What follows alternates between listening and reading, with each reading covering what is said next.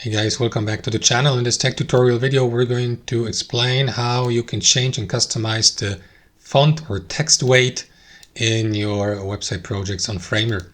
So let us dive into this.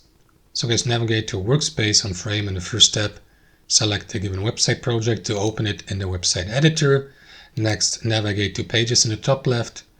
Select the page you would like to edit from that list to the left. Then insert a text. As you can see, I've already done that. So you can do that by clicking into this button or use the shortcut T. Position your text box by left clicking and then enter the text or type it in here. So highlight the text inside the text box and then navigate to the text panel on the right hand side. And here click into weight.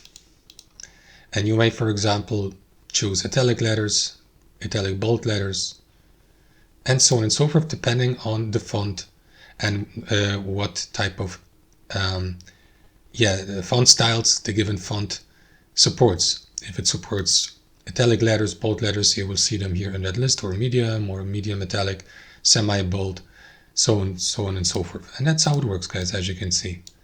Thanks for watching. I hope you enjoyed it, got some value from it, and we'll see you next time on our channel.